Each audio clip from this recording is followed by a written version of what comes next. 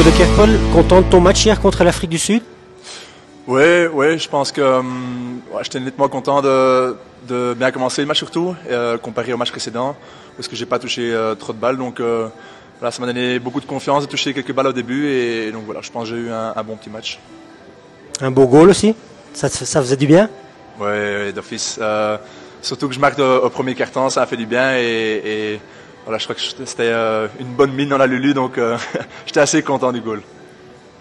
On remarque qu'avec les Red Lions, tu joues pas tout à fait à la même place que dans ton club. Tu peux un peu nous expliquer?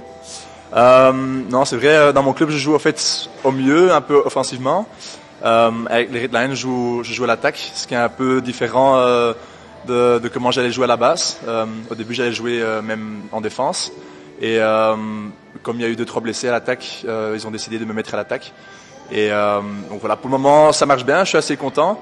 Mais comme tu dis, c'est un peu autrement comment j'ai joué. Et j'aime bien employer ma vitesse, par exemple, pour aller par l'extérieur. Et ici, il faut beaucoup plus combiner et être en contact avec les autres attaquants. Donc, c'est un peu plus difficile, mais je me débrouille.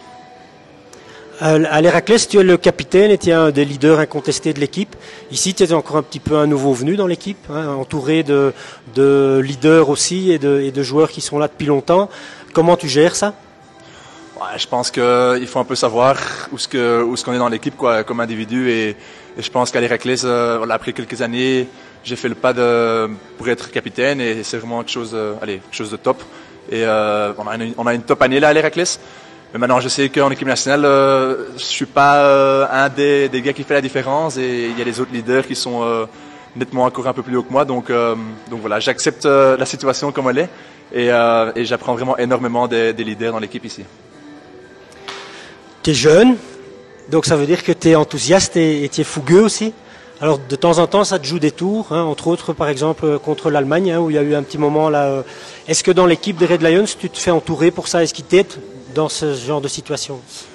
Oui, bon, pour commencer, ils aiment bien avoir un nouveau vent dans l'équipe aussi, donc ils sont contents d'amener 4 nouveaux gars dans l'équipe, qu'ils amènent un vent pareil, des enthousiasmes, des moments un peu plus marrants. Bon, de l'autre côté, il faut être un peu plus sérieux aussi, et quand il y a des moments pareils où on prend des cartes jaunes, ils sont assez vite derrière toi pour t'expliquer qu'est-ce que tu dois faire pour la prochaine fois pour éviter ça. Et tu as l'impression d'apprendre de ça? Oui, énormément. Je pense que le match précédent contre l'Allemagne, c'était un peu plus difficile pour moi dans le press.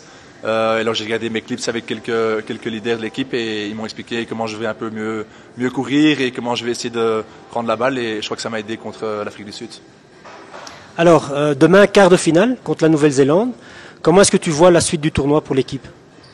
Je pense que maintenant, il faut vraiment voir match par match. Tu sais, quand tu commences le tournoi, tu sais que tu vas être, normalement, tu devrais être en quart de finale. Donc tu regardes déjà 3-4 matchs plus loin.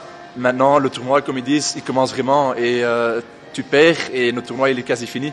Donc il faut seulement gagner ce match contre la Nouvelle-Zélande et après on verra bien ce qui se passe plus tard. Mais maintenant, on est full focus sur la Nouvelle-Zélande.